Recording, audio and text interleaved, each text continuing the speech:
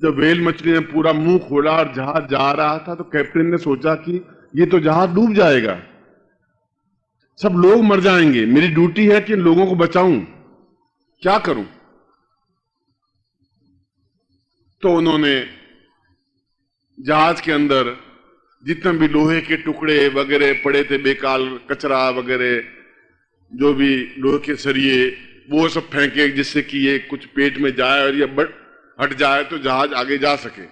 उसने निगल लिए व्हेल मछली, फिर भी उसने मुंह खोल के जहाज के सामने फिर आधा किलोमीटर के आगे खड़ी रही। कैप्टन ने कहा कि लोगों को कैसे बचाऊं, क्या करूं। तो कैप्टन एक रक्षक होता है, तो उसने उस जहाज में जितने भी बाकी सामान था वह सारा सामान फेंकती गई और वो व्हेल मछली निगलती गई,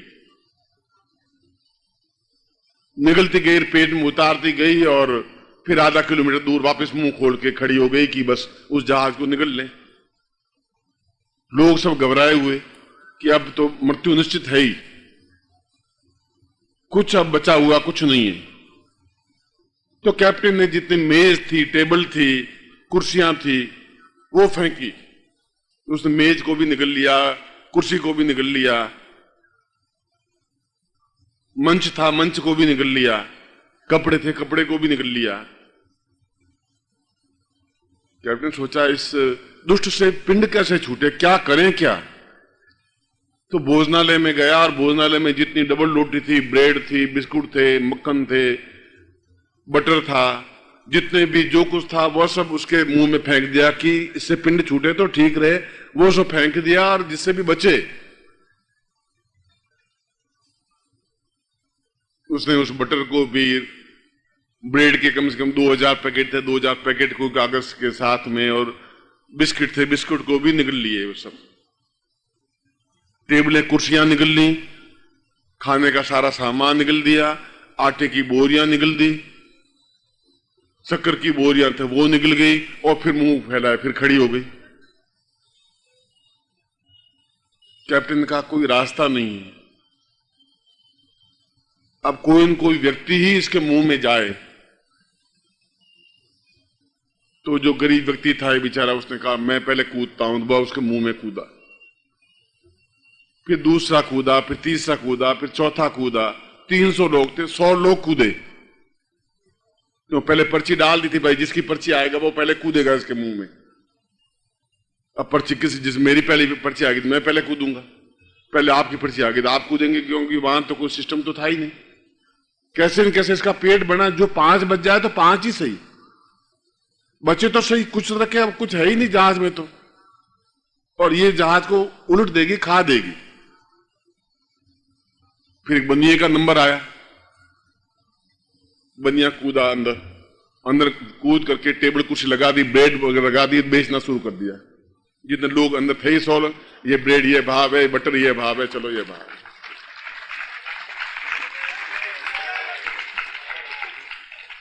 हम तो स्वार्थ देखते हैं, कहां क्या होता है, तरीका कैसे होता है। अब वो व्हेल के मछली में भाई 100 लोग तो है ही, कोई बटर खरीदेगा ही खरीदेगा। लाओ भाई 2 रुपए में बटर की टिकिया, ब्रेड, ये बिस्किट लाई। हम तो केवल ये देखते हैं कि आप दुखी हो रहे हैं कि सुखी हो रहे हैं, कि ये 100 लोग में कोई दुख नहीं, हम तो अपना स्वार्थ देख रहे हैं। बनिया तो ये सोचेगा कि बस यहां भी व्यापार करूं तो कैसे करूं, बस टेबल लगा दी, कुर्सी लगा दी, अंदर थी, बैठ गया ऊपर, और बिस्कुट लगा दिए, ब्रेड लगा दी, मक्खन की टिक्कियां लगा दी, बैठ गया। बटर 2 रुपए, 5 में मिलते हैं बाजार में, कोटा में, ये 2 रुपए यहाँ टिक्कियां। बिस्कुट वहां 10 रुपए में पैकेट मिलता है, 3 रुपए, उठाइए, तुम्हारे जेब के साथ निकला है, जेब में पैसे तो होंगे ही तुम्हारे, लाइए। और लोग आ रहे हैं और बेच रहे हैं।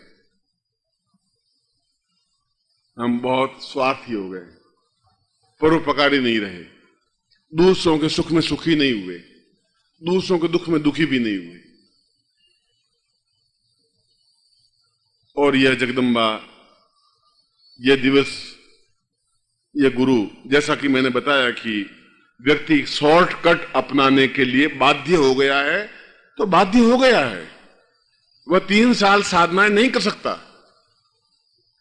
और उनको दुखों को दूर करना जरूरी है। उसके जीवन दुख है, या तो पुत्र नहीं है तो कपूत है, या लड़की की शादी नहीं हो रही है, या व्यापार नहीं चल रहा है, या राज्य भय है, या बीमार है, या घर में कष्ट है, या पीड़ा है।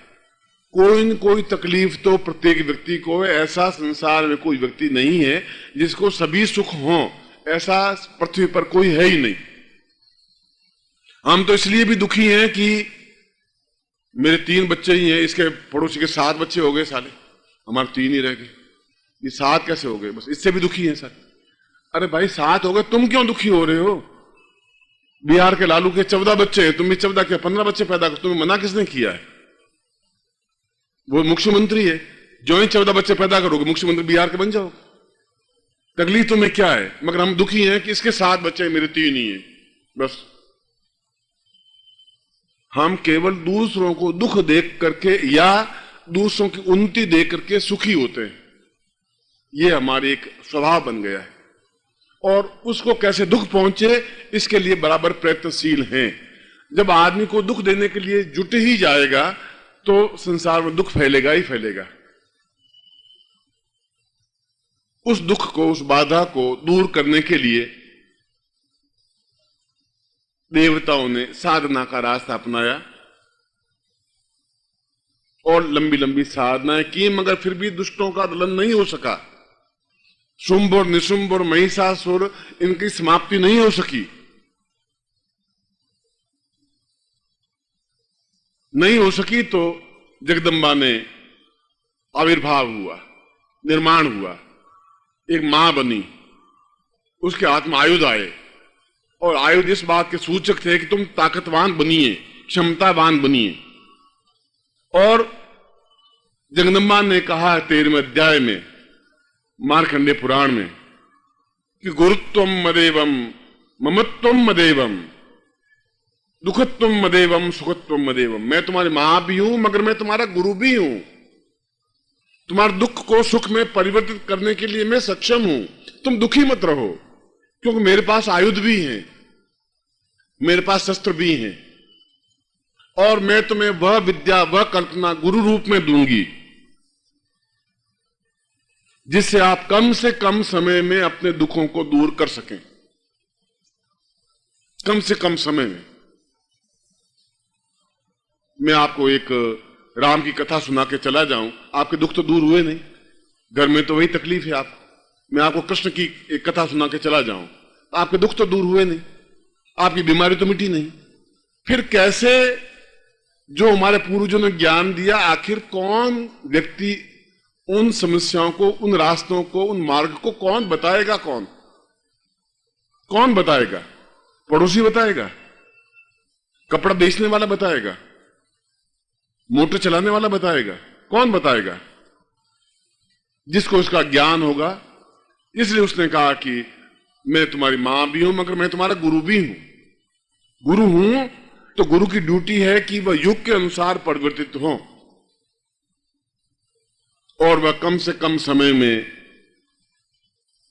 उन साधकों को ज्ञान दे, चेतना दे।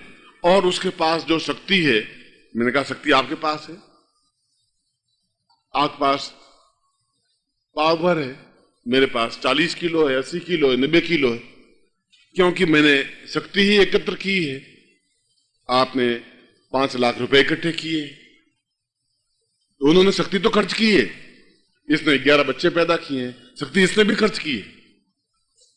इसने 4 व्यक्तियों की हत्या की है, शक्ति उसने भी खर्च की है।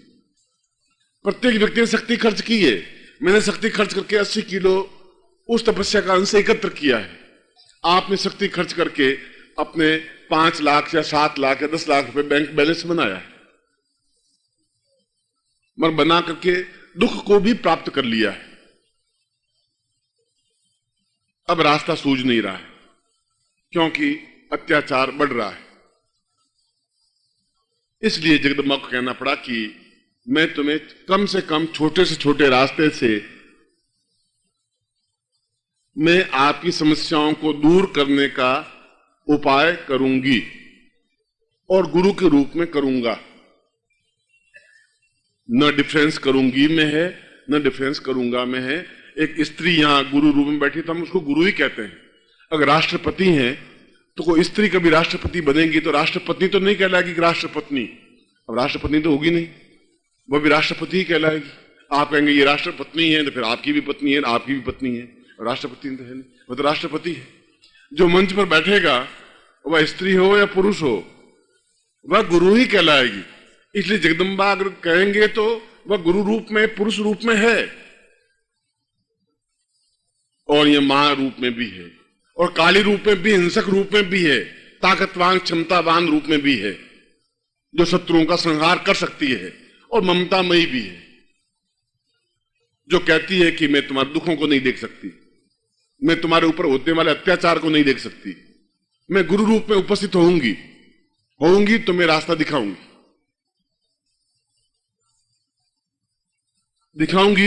मगर युग के साथ गुरु को और शिष्य को बदलना ही पड़ेगा और गुरु को तो खास तौर से बदलना ही पड़ेगा। पहले गुरु अपनी शक्ति को खर्च करते नहीं थे, वे शिष्य को 3 साल तक 4 साल तक साधना करवाते थे और अब तुम्हारे पास 3 साल तक समय नहीं है कि तुम गुरु के घर में बैठो और साधना सीखो। एक साधना पूरी होने के बाद बाधाएं तो सैकड़ों हैं। मेरे घर में व्यापार बढ़ नहीं रहा है, पैसे हैं नहीं, पत्नी बीमार है, वह लड़ाई झगड़े करती रहती है, बेटा कपूत हो गया है, लड़की 23 साल की होगी, उसकी शादी हो नहीं रही है, लड़का फेल हो गया है, मेरा खुद का भी तबीयत ठीक नहीं रहती। अब 8 समस्याएं तो मैंने ही आपको गिना दी। अब 8 साधनाएं करूंगा तब तो आप 40 साल पार हो जाएंगे। अब इस युग में आप 40 साल इस काम पे खर्च कर देंगे तो आप खुद ही खर्च हो जाएंगे 40 साल बाद। कहां थे कि साहब स्वर्गवासी हो गए वो तो, अरे साधना कर रहे थे वो तो अभी से स्वर्गवासी हो ही गए। तो गुरु करेगा क्या फायदा उस गुरु का? वह गुरु अगर आपकी तकलीफ, मगर गुरु आपकी तकलीफ को रास्ता दिखाएगा।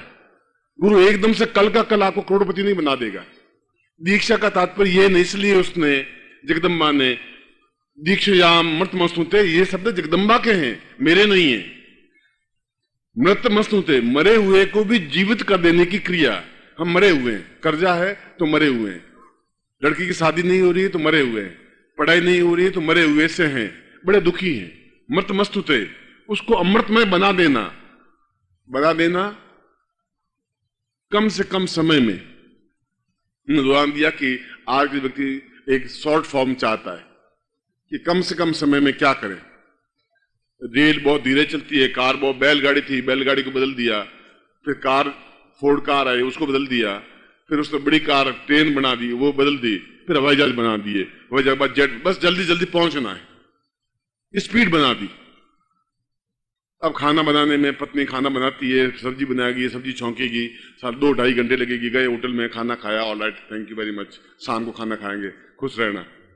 खुश क्या रहना, खाना बना के चौला करना, ठीक, 10 बजे ऑफिस में जाना।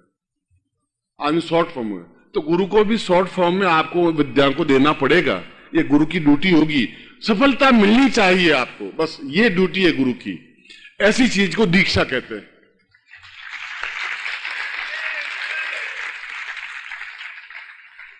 वह अपना खुद का खर्च करे गुरु, अपनी शक्ति, अपनी ताकत, अपना ज्ञान, अपनी तपस्या। जब जगदम्बा ने शुंभ को मारा, निशुंभ को मारा तो देवताओं का सहारा नहीं लिया, स्वयं ताकतवान बन के अपनी शक्ति से उनका वध किया। महिषासुर को मारा तो अपनी शक्ति से मारा, रक्त बीज को मारा। जब एक रक्त की बूंद गिरती तो एक और राक्षस पैदा हो जाता, इसलिए उसको रक्त बीज कहते थे। अपने खुद के हाथों से उसको मारा, ताकतवान बनाए, क्योंकि वह गुरु रूप में भी थी। इसलिए उसने कहा कि जब समय आए शॉर्ट फॉर्म बने तो व्यक्ति को चाहिए, और व्यक्ति चाहता भी है, साधक ये चाहता भी है कि गुरुजी अब लंबी साधना नहीं हो पाएंगी। वो सही है, वो गलत नहीं है, आप गलत नहीं है। और आपको केवल बहकाने से भी काम नहीं चलेगा कि राम जी ठीक कर देंगे, करेंगे। अब कब करेंगे? लड़की तो 24 साल की, 28 साल की हो गई। समाज वाले कहते हैं लड़की की शादी क्यों नहीं करते, क्या गड़बड़ है? अब दूसरा कहेगा कि लड़की कमजोर है, अंदर से कुछ फेफड़े खराब है। अब है कि नहीं है, मगर वो कह ही देगा। वो बात फैल जाएगी कि फेफड़े खराब है इसलिए शादी नहीं हो रही है। कोई कुछ उसको कह देगा कि इसमें ये गड़बड़ है। अब टाइम पे शादी नहीं हुई तो ओम परम तत्वाय नारायणाय गुरुभ्यो नमः। ओम ह्रीं मम प्राण देह रोम प्रतिरोम चैतन्य जाग्रय ह्रीं ओम नमः। ओम भूर्भुवः स्वः तत्सवितुर्वरेण्यं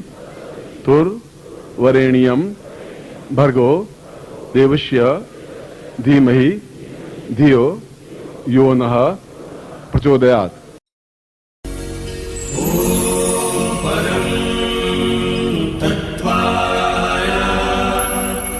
नारायणाय गुरुभ्यो